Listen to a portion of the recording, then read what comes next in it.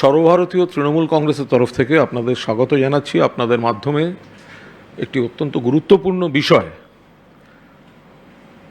সকলের কাছে তুলে ধরার জন্য আজ আমরা এখানে এসেছি। এখানে রয়েছেন মাননীয় মন্ত্রী এবং তৃণমূল মহিলা কংগ্রেসের রাজ্য সভানেত্রী চন্দ্রিমা ভট্টাচার্য, সঙ্গে আমি কুণাল ঘোষ। আমরা যে বিষয়টি নিয়ে আপনাদের বলতে চাইছি সেটি হচ্ছে কেন্দ্রের বঞ্চনা, বাংলার অধিকারের ন্যায্য পাওনা বাংলাকে না দেওয়া, 100 দিনের কাজ, মনরেগা, আবাস থেকে শুরু করে 1,71,000 কোটি টাকা বাংলার পাওনা সেটা না দেয়া। আমরা খুব নির্দিষ্টভাবে বলছি যে এই 100 দিনের কাজ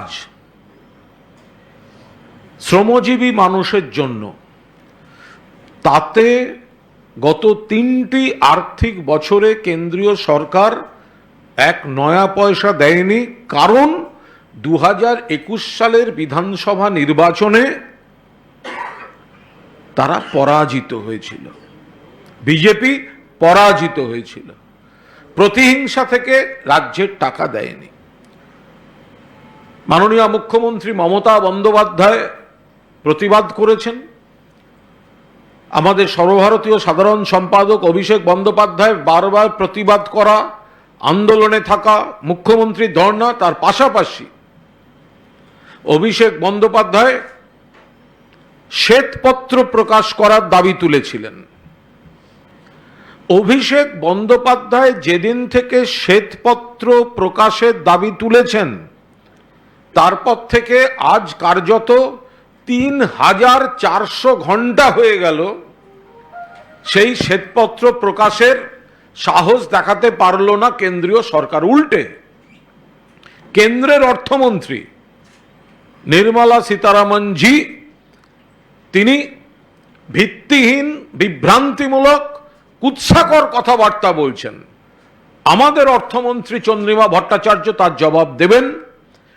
আমরা পরিষ্কার বলতে চাই যে এই যে 100 দিনের কাজের শ্রমজীবী মানুষকে বঞ্চিত করা, যার জন্য শেষ পর্যন্ত মমতা বন্দ্যোপাধ্যায় এই 59 লক্ষ রাজ্যের কোষাগার থেকে টাকা দিয়েছেন। আমাদের পরিষ্কার কথা যে কেন্দ্রীয় সরকার এখন যে হিসাব দিচ্ছেন, তাদের এটা বলতে লজ্জা করছে না যে এখানে সব রাজ্য কত পেয়েছে কত পেয়েছে কত পেয়েছে, আর তলায় লেখা পশ্চিমবঙ্গকে দেয়া হয়নি।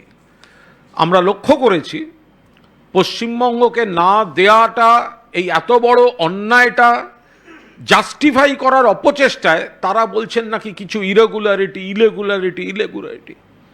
আরে সব থেকে দেশের মধ্যে ভুয়ো জব কার্ড যাদের বেশি, 1 নম্বর হচ্ছে উত্তরপ্রদেশ, বিজেপির রাজ্য, যোগীজির রাজ্য, ডবল ইঞ্জিন সরকার, ওড়িশা, মধ্যপ্রদেশ, গুচ্ছ গুচ্ছ ভুয়ো জব কার্ড।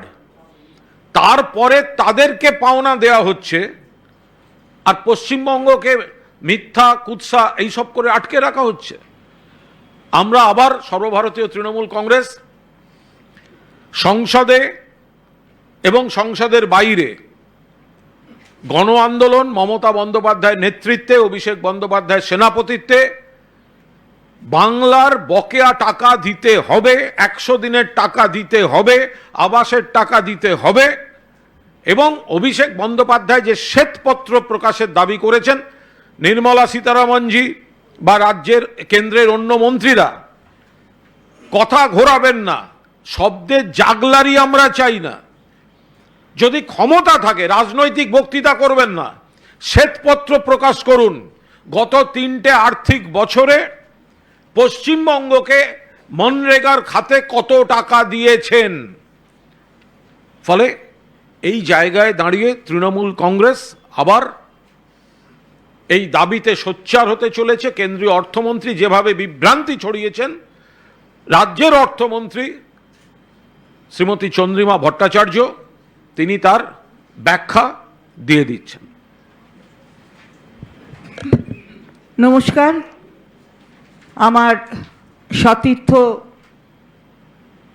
কুণাল ঘোষ, প্রাক্তন সাংসদ, তিনি আপনাদের কাছে বলেছেন আজকে এই সাংবাদিক বৈঠক কেন, এবং আমিও আপনাদের ধন্যবাদ জানাচ্ছি যে এই সাংবাদিক বৈঠক অত্যন্ত গুরুত্বপূর্ণ এবং আপনারা সবাই এসেছেন। বারবার এই রাজ্যের পক্ষ থেকে আমরা বলেছি, তৃণমূল কংগ্রেসের পক্ষ থেকে বলেছি যে বাংলার মানুষরা বঞ্চিত হচ্ছেন তাদের প্রাপ্য অধিকার থেকে।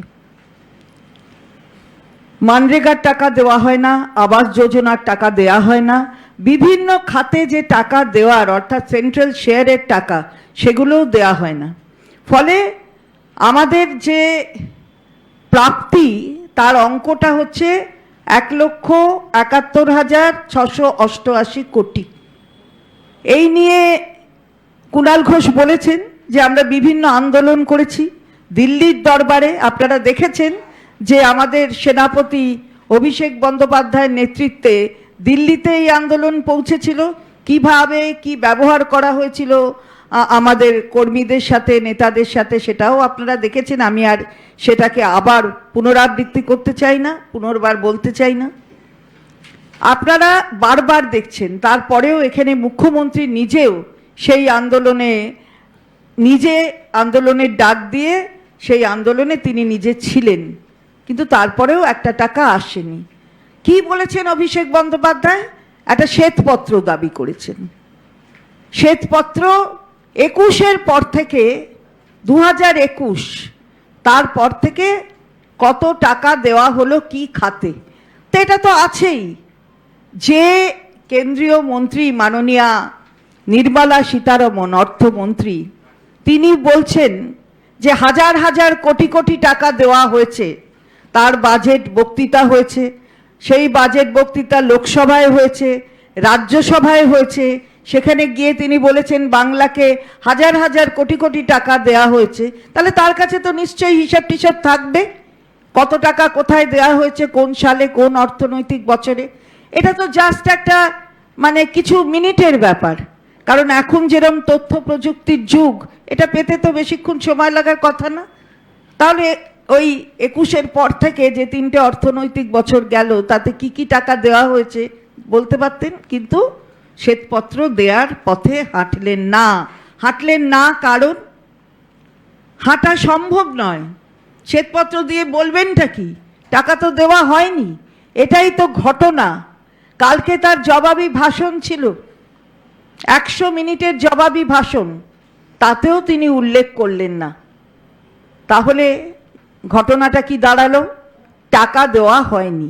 এবং যে কাগজটি দেখালেন এটা তো আমরা প্রকাশ করিনি, কুণাল ঘোষ আপনাদের কাছে এই কাগজটি দেখালেন, এটা তো আমরা প্রকাশ করিনি, এটা ভারতবর্ষের কেন্দ্রের অর্থ দপ্তর তাদের প্রকাশ করা এই কাগজটি আমরা আপনাদের সামনে ধরে দিচ্ছি। সেখানে দেখা যাবে আমাদের কিছু টাকা দেওয়া হয়নি এবং নিচে সেটার উল্লেখ আছে। তাছাড়াও আমরা দেখছি যে কোনো সামঞ্জস্য নেই। যেখানে বেশি গ্রামীণ মানুষ কাজ করেন তাদের সাথে সামঞ্জস্য রেখে, যেখানে কম গ্রাম আছে, কম গ্রামীণ মানুষ কাজ করেন, তাদের টাকা, তাদের মজুরিরও কোনো সামঞ্জস্য নেই।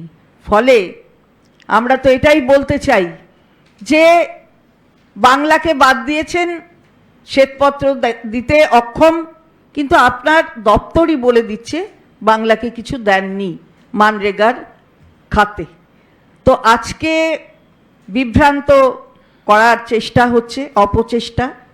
মাননীয় মুখ্যমন্ত্রী গিয়েছিলেন নীতি আয়োগের বৈঠকে, কণ্ঠরোধ, মাইক বন্ধ।